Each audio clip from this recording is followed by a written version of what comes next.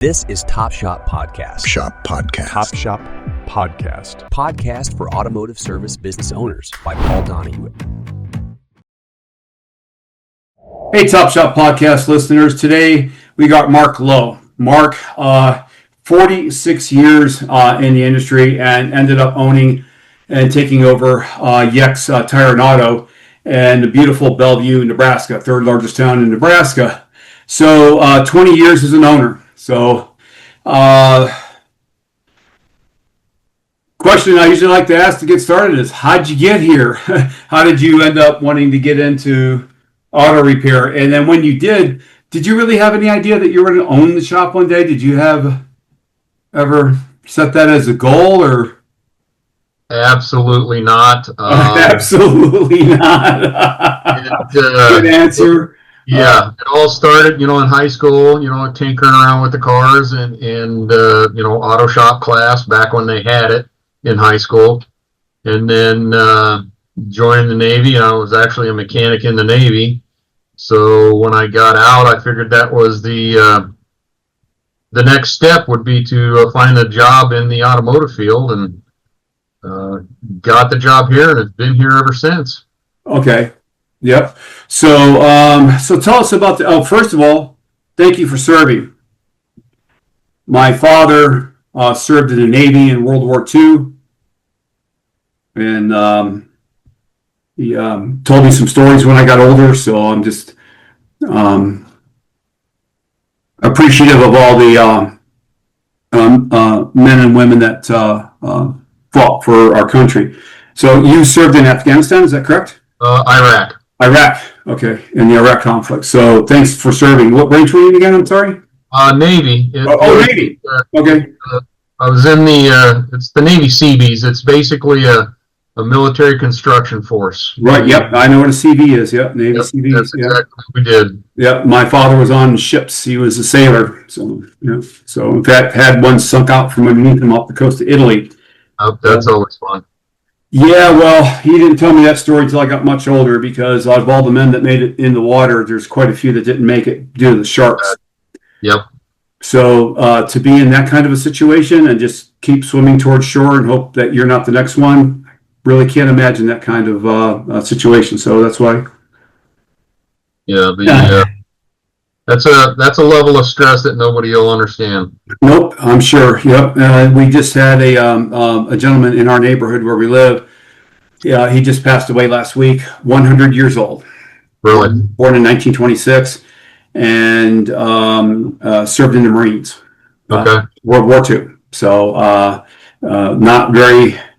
I think they're pretty much all gone now. Those veterans are all gone. So I'm honored to be part of my American Legion post that I am a member of. I am on the honor guard, and we do the rifle ceremony for veterans that have passed at the National Museum and wherever they happen to have either their memorial or their funeral services, and that is quite the honor to do that service for the families.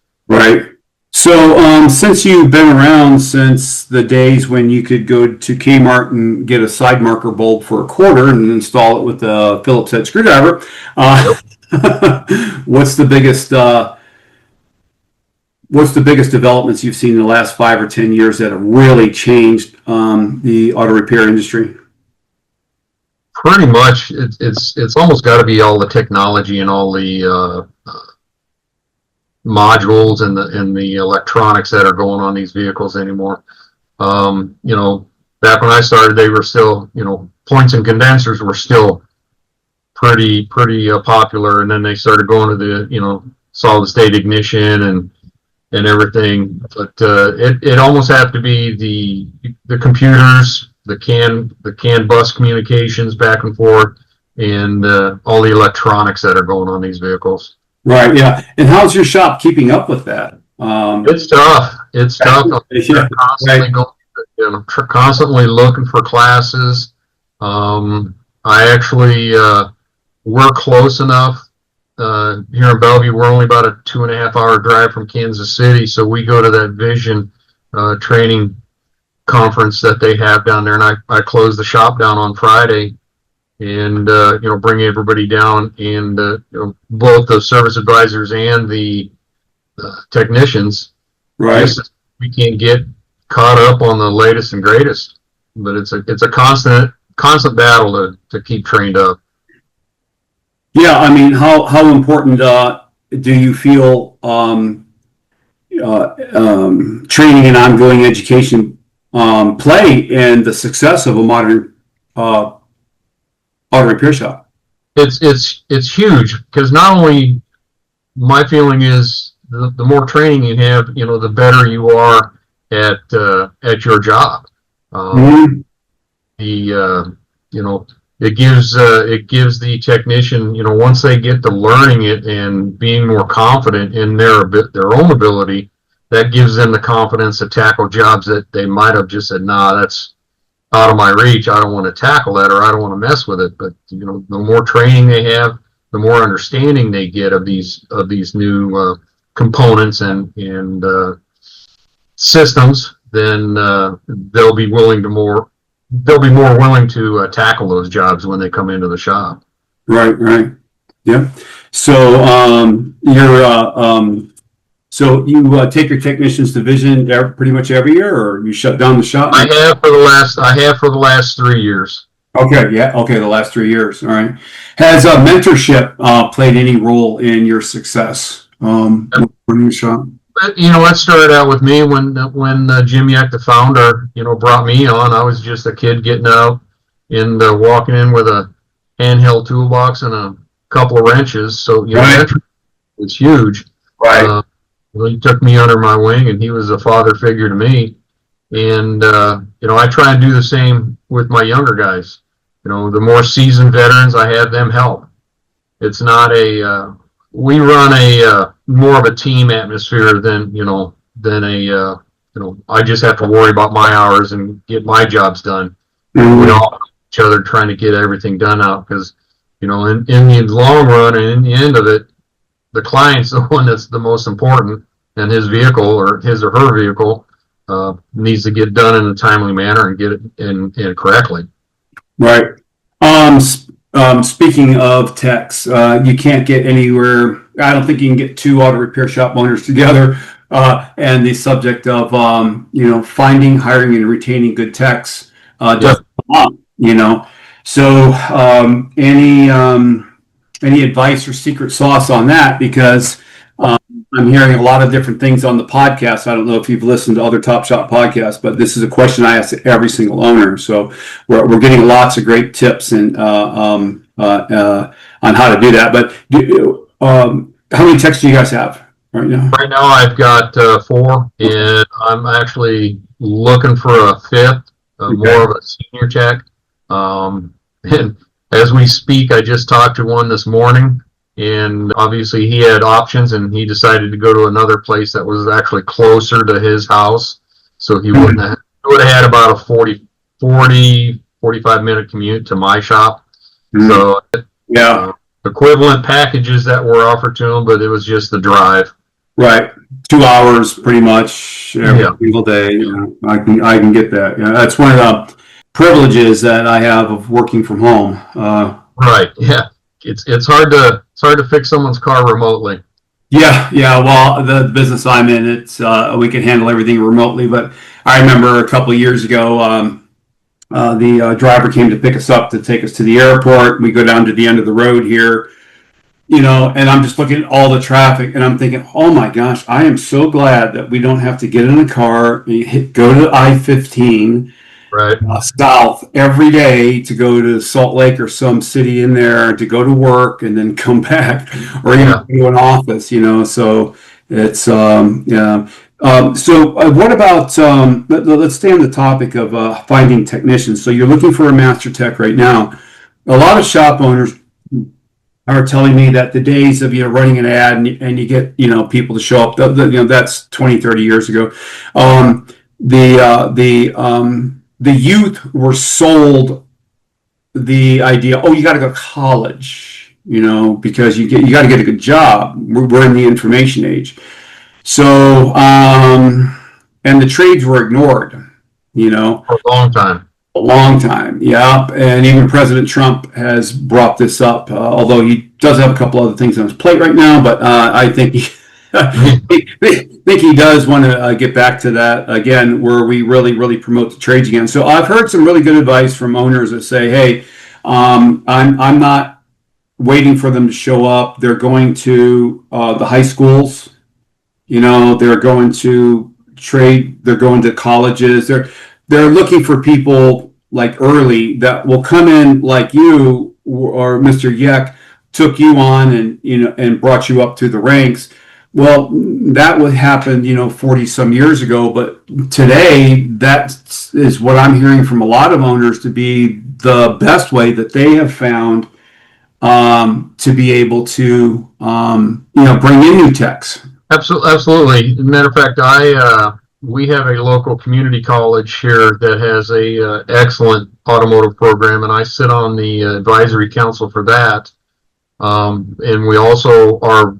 The Bellevue Public Schools has recently, maybe 2-3 years ago, re-established their programs for automotive and, the trades and whatnot. So, as a matter of fact, the Metro Community College is the one up in Omaha. They actually built a gigantic trades building for the construction trades and the electricians trades.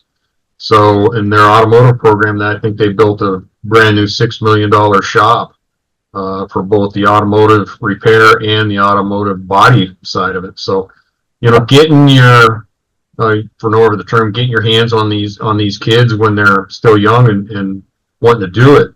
We actually run an internship with the public schools where every Friday we get anywhere from 4 to 6 the students going through the automotive program in for a couple hours of internship. They just kind of shadow us and let them get their hands dirty and do some work with us. And of course, they're not just put out on their own. We have to, monitor them pretty close. So put them with a tech and they get to working on it. And they love coming down here because we allow them to actually work on cars. And then you can get a feel for which ones you want to actually reach out to. Mm-hmm. Some of them, I'm not going to lie, some of them are there just for a credit. They think it's an easy credit, so I'll just go to auto shop and I'll cruise through that class and then, be able to graduate and go on to something else. But yeah, I've been a proponent of the trades for years because not everybody is cut out for a 4-year college. Correct, yeah. And when you say cut out, I mean, that's literal. Man, there's just not a lot of people that, how they learn or how they get challenged is to sit and memorize information that they're going to forget anyway. A lot of people, they learn in different modalities, but we only teach with one. So we'll save the criticism for the education system. The numbers are quite clear. Yeah. Yes. So, yeah. So, there's a lot of people that, they get into a trade and they're thinking, well, that's what they really like. They like that working with their hands and they repair somebody's vehicle and they fix someone's car and it makes them feel good. Hey, I've helped this person. I did a good job on this. And they're able to do it once, twice, hopefully 3 times a day if you can get three cars on a lift in a day.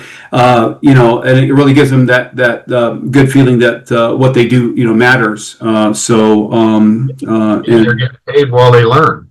Yeah, and they're getting paid while they learn. So sure, into a career that guaranteed job security. Yeah, you can pretty much write your own ticket anymore. These ATECs and these diagnosticians that can do the testing and understand the electronics and the computer side of life, they can pretty much write their own ticket.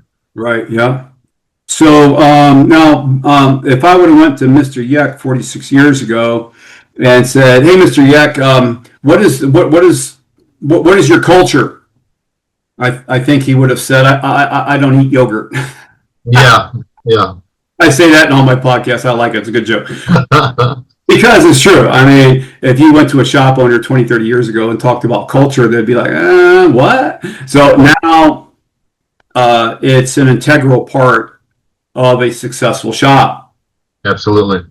And man, have I heard some awesome, awesome tips from shop owners on culture. So, a lot of common things I see is weekly meals, off-site activities, which some are that, they're like, after these guys are working all this time, they don't want to meet on Saturday at the go-kart track. But a lot of them, they do different things. They do bowling. They, I've heard all kinds of ideas. So and you took over 20 years ago. So there was a shift in shop culture, because anytime there's a shift in leadership, there is a shift in usually in culture. So what is different in your shop's culture, or have you maintained what Mr. Yeck had originally created? A lot of it is based off of what Jim, kind of instilled in me early on. It's Right. a matter of, obviously you have to take care of the client. Right. If he started using the term client versus customer, because, customer, you just take their money. Clients, you build a relationship with. Right. And it's the same with the employees. You don't need to get into the weeds and learn every detail about their private lives, but you need to know them, know what makes them tick, know what they like, what they don't like. The weekly meals or the monthly meals. That's one thing. Right. We instituted just now, and we had one yesterday. We had for a term, a lunch and learn, where we did a online seminar. I bought lunch for all the guys, and we opened up the laptop, put it on the big TV in the shop, and we just went through that class together as a group. You can Awesome. kind of ping questions off each other and stuff like that, and bring up the high points about it. We do the after hours things. We have our holiday, our Christmas parties. Okay. Speak of bowling. Yeah, they Yeah. they Well, like to, I know what state you're in. So in the wintertime, it's bowling. I grew up in Ohio. yep, or axe throwing. Okay, that's a new one. We didn't have axe throwing. Yeah. Back then. So they have indoor axe throwing ranges now. Indoor axe throwing, and it's indoor axe throwing and bowling all in the same establishment. So there's no going. It's in the same establishment. Yep. You go bowl and then you go axe throw because you're mad at your bad game. Only in Nebraska. Yeah, Mm-hmm. axe throwing with our bowling alley. That's an awesome idea. It's probably a lot of fun. The guys probably It is. right. Yeah, It is. they probably have a lot of fun doing that. So, what do you throw a real axe on a real piece of wood? Yeah, it's a real axe, and it's one of the smaller hand axes. It's not one of the Yeah. Right. But yeah, it's a 12-inch hand axe that you throw at the board, and it spins through the air and sticks in the board. Wow. Okay. So yeah, darts are for the Austin market, and axe throwing is for the Nebraska market. Darts are for rookies. Yeah, mess with a Nebraskan. Yeah, They don't have to have a firearm. All they need is a couple axes in their truck. that's it. No, that's it, and they know how to throw them. So, hey, that sounds good. And those activities are probably a lot of fun, right? And it really builds the camaraderie. And Absolutely. I want to focus on this because you mentioned it, but I want to highlight it. So you have everybody together, you have a lunch, and you're having a training session. And what is telling your staff is that the leader of the company, of the shop, values training. And when I believe your team members and your staff members know that you're willing to shut the shop down and go to vision and do these other things, that you value that highly, and so they value it. Correct. So that's probably one of the best cultures you can get, because a lot of times people resist training. I've been in marketing and sales my whole life, and a lot of companies, they would always have to force the salespeople to take training, where I was on watching Brian Tracy and reading books on my own. You didn't have to force me. I wanted to learn, how to talk with and communicate with people, and the best way to provide services and value. So do you, and I'm sure you probably have you ever had techs that just resisted training? Or all of your techs pretty much on board with it? They're pretty much on board, but yeah, we've had them in the past where, Yeah. I'm not, the hardest thing, and I totally understand it, is these vendor provided, like Napa, O'Reilly's, whoever. They'll provide a class at night, and I understand these guys not being the happiest to have to go there, because when I used to go home at night, yeah, I was never real keen on, all right, working all day long. Then at 6 o'clock, I have to be, 20 minutes away, 30 minutes away to go to a hotel and sit in there for 3 hours and not get home till 10:30. Wow. And I totally get it. But then if you make it worth their while, I know you've probably heard this too, where people will go in and actually, pay the technician or pay the person going to that class a stipend in their paycheck, or hand them a gift card for going, a $25 card for here, or a Napa gift card to go buy parts for their own cars or something like that. So while it's not a lot changing, there's still a lot of after hours classes. You just got to make it enticable or enticing for them to attend them. Right. Yep. Okay. So finances. So no shop is going to make it without the handling of finances properly, and you had the blessing to take over a shop that had been in business for 26 years already. So, I mean, what a blessing. So, I like telling this quick story. Quite a few years ago, I went to a business training seminar, and Keith Cunningham was there. He's the mythical, supposed rich dad in the Rich Dad Poor Dad books. Right.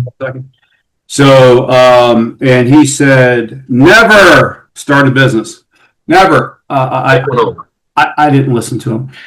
Always buy a business, because then you take your business training and business acumen, you already have customers, and then you work with that. And he gave a great analogy that I love I've always remembered it. He said, starting a business is like going to the airport and going to your gate, and the gate agent hand you a manual, and they say, you see all those parts out on the tarmac? That's your plane. Here's the manual on how to put it together.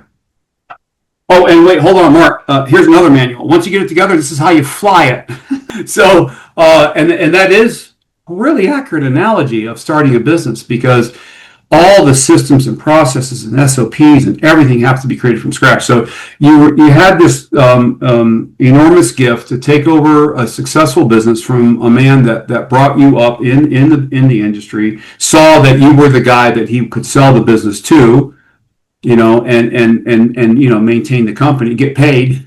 So how's that?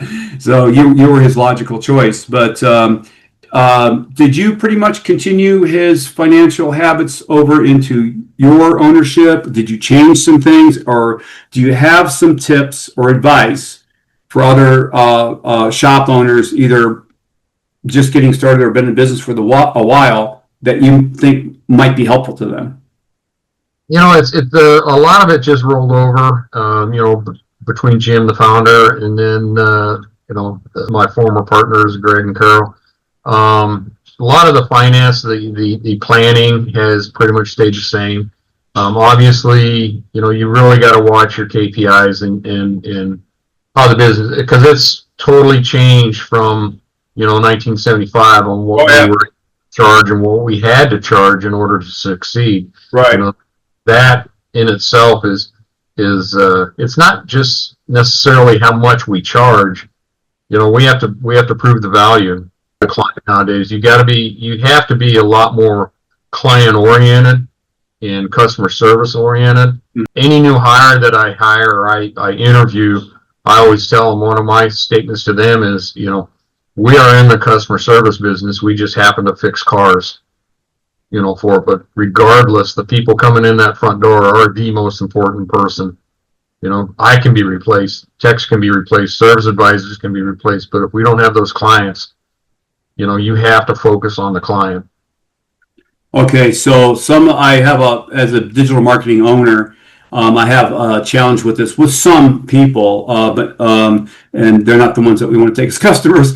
But right. You understand the value of that, getting that first time customer, do you not? I mean, you shop owners, it's not real clear, and other shop owners it is. So you sound pretty clear. That first-time customer, that is the most important person we can get. Is that correct? Right. I mean, it costs you a lot of money to get a client inside the door with all the marketing, whether it be social media, newsletters, new client acquisition programs, postcards, whatever. TV, I'm not a big fan of TV because it is relatively expensive and you have to continually touch people. Mm-hmm. But I also feel that you get them in once and you make them happy that one time. The second time or the third time they come in is just as important, if not more important, than that very first visit. Right. And by the way, any tips on how? I almost want to remove this question from my podcast, but because it's a lot of it is common sense. But I have heard a lot of different unique ideas. Anything that you guys do to really go over and above, so you make sure that customer becomes your. How do you retain? What's your plan for retaining your customers? Is just being personal with them. Treat them like family. We have free loaner cars that we have. We have a fleet of loaner cars that we let them use for free. They come in. We give them one of our cars. They drop theirs off. They're not inconvenienced if they have to go run and pick up their kids from school or run errands, doctor's appointments, dentist appointments, whatnot. Mm-hmm. I will give them rides home if they drop them off. If we don't happen to have a loaner car available, I'll take them home. When their car's done, I'll go pick them up. We've actually even I've taken a tech with me to go to their house, pick up their car, bring it into the shop, repair it, bring it back to them the same way, so they don't even have to leave the house. Online, hands-free, paying, text to pay, whatnot, so they don't actually ever have to leave their house, and they can still get their service work done. Okay.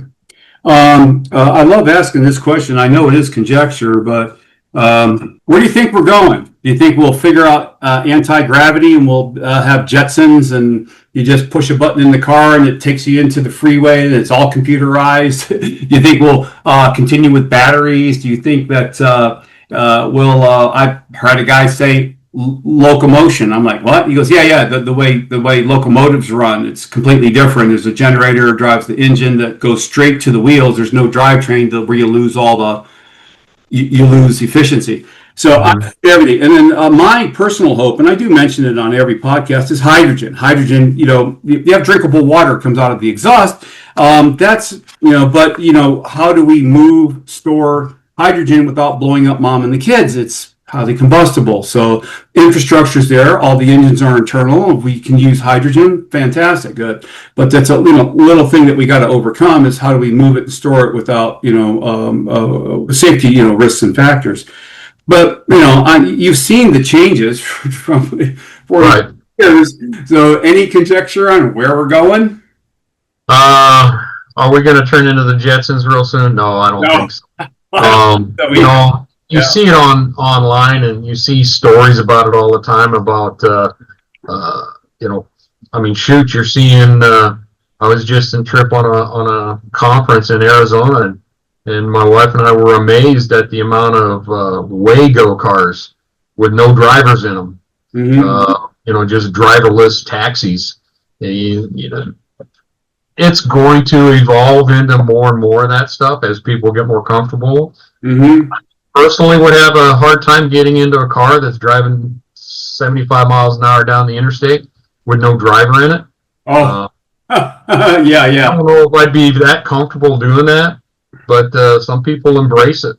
I don't think the gasoline engine or the cars as we know it are going to be gone anytime soon.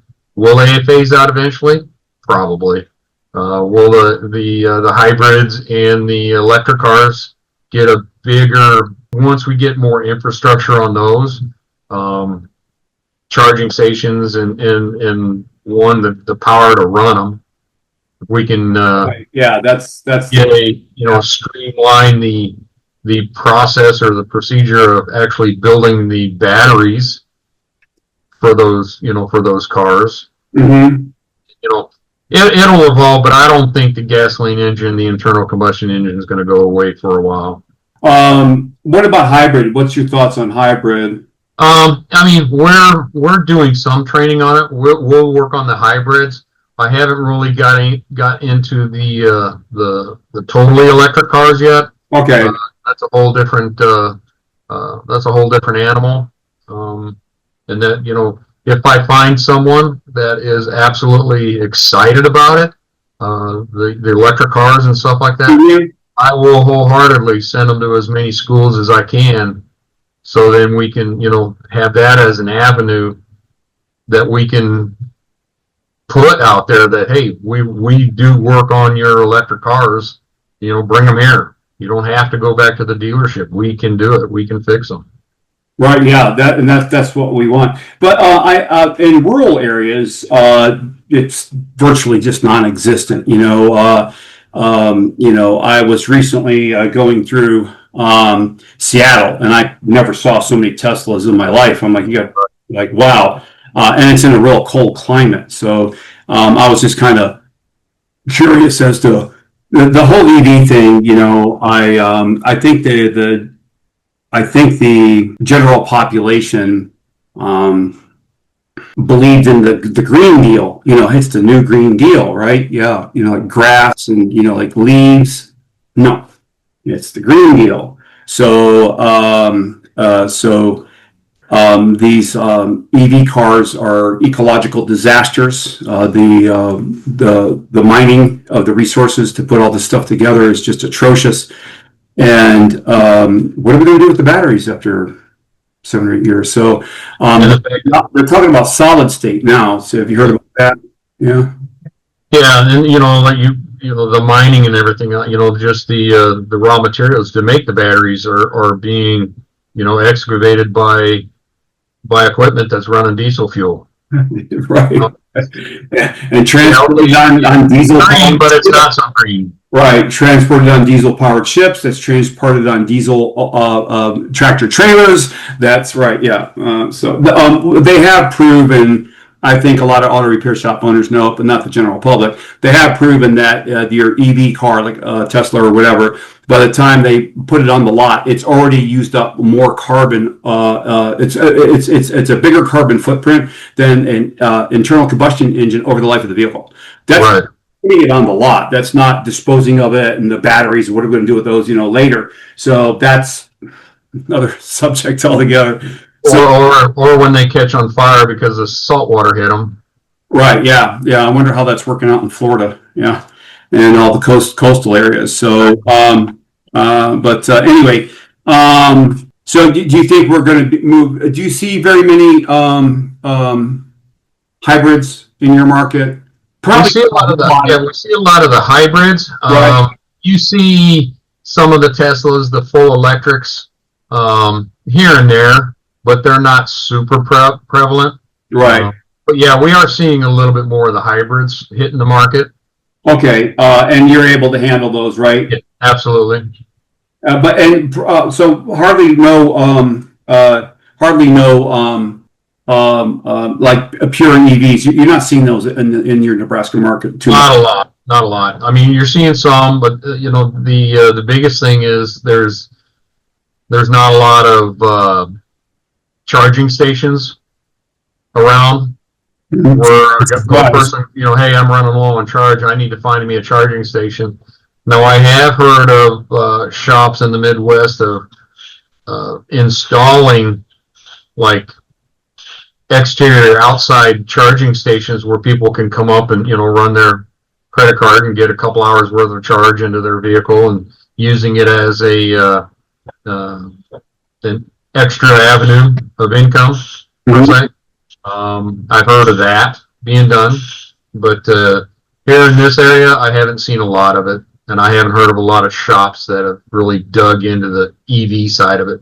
Yeah, they're not going to need to until the consumer buys those, and the consumers in your market are not going to be rushing out to buy. Too many. It's an agricultural state too, so we don't even have a emission system testing. Okay. too many ag trucks and too many, things going on that, if they were to do an emission test, they would fail. Right. Yeah. Yeah. Wouldn't work out too well, would it? So, Yeah. Are there any, when you got started 20 years ago, where were you family wise? I mean, if you don't mind me asking, did you have kids at that time, or were they already? Yeah, I had a wife, and I have one daughter. Okay. She was probably maybe 5 or 6. Okay. All right. Take over. So then you definitely qualify for this question. Work-life balance. It's back in the day, it wasn't so much of a issue. People starting to shop from scratch just worked 16 hours a day, and the wife and kids just had to deal with it. Nowadays, a lot of wives are like, nope. They're not putting up with it. So I don't know, did you have any issues with work-life balance back then, and if you did you have any advice, or if it was nice and smooth for you, how did you keep it nice and smooth? There's always some things, you always look back and you go, man, I wish I would have just taken that little bit of time off and gone to that dance recital, or gone to that softball game, stuff like that. But I feel it was a different time frame, to where, and my wife was the same way. We both worked hard, and, we've instilled a hard work ethic into our daughter, because I think she grew up seeing us and watching us work hard to get where we're at now. So that's instilled in her a excellent work ethic, that she understands, hey, the job does take some precedence. There's time for fun. Right. But nowadays it's, the work-life balance is very big, and I try and help. You have to kind of reset your thinking to where, do I get upset sometimes when someone calls in and says, hey, my kid's sick, I have to stay home with them. Well, isn't there anything else you can figure out? We got to get this car done. It's hard to, readjust your mindset, basically, and understand. And it's, people now, the younger workforce, they're not so much worried about how much they're getting paid or anything. They're worried about how much time off they're going to get. Right. Yeah. So, all right, Mark, if a shop owner came to you today and said, hey, Mark, I'm starting a shop over here in Ohio or whatever, and what advice, or what do you think what's the most important advice you can give me? How would you answer him or her? There's so many different aspects that a person would need help on. Mm-hmm. My big thing would be, take care of the clients, take care of the employees. Work with both, because you got to have them both happy in order to succeed. Right. Everything else will kind of fall in line. Whatever shop management system you want to use, whoever you want to use for your website. There are so many different companies out there willing to help you that, you just got to try things out. And myself, I would always open myself up for phone calls. I've had it happen in the past where a shop owner would call me and say, hey, what do you think of this? How'd you handle this? We have a group, maybe a 20 group, a mastermind group of local Napa Auto Care shops here in the Omaha area. Mm-hmm. And we meet once a month and just, kind of a sounding board on helping each other out. We're not trying to steal each other's clients. We're just wanting to help each other succeed. Right. Yeah. That's what I would tell a new guy is don't be afraid to ask for help. Absolutely do not be afraid to ask a question, ask for help. Right. Okay. All right, Mark, awesome. That is, men naturally do not do that. Yeah, it's hard. It's hard to admit. Well, psychologists have proven, women, they're always talking. Oh, how was your date with so and so? They're always communicating. Well, guys don't say, well, how was your date with, we don't talk about that. That's not a guy. So men have a more difficult time reaching out. But it's imperative when you're getting started in the business, and especially if you're going from a tech to an owner, because it's night and day. It's running a business now. It's not just fixing cars.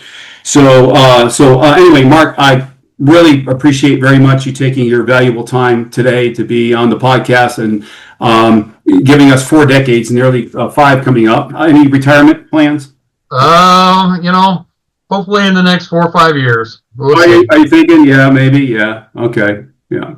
Gotta get that succession plan planned out and rolling. Yeah, get that working. Yeah. So anyway, are you going to be at Vision this year? Yes, sir. All right. Do me a favor. Please stop by our booth. Say hi. I want to take a picture with you. I'll give you a copy of my latest book. I'm working on the 3rd one now. Absolutely. And I'd love to get a photo with you. So absolutely. Yeah. When you go in, I'll be on the right-hand wall over there by the bar. Okay. By the bar area over there. We'll be there. We'll be there Thursday night, so I'll probably stop by sometime Friday. Perfect. All right. Thank you very much for your time. We'll see you there. All right. Sounds good, Paul. Thank you very much. All right. Bye. For additional automotive resources and exclusive content, follow us on Spotify and subscribe to our YouTube channel to catch all our episodes. Thanks again for joining us in the driver's seat, and we'll see you next time for another thrilling episode of Top Shop.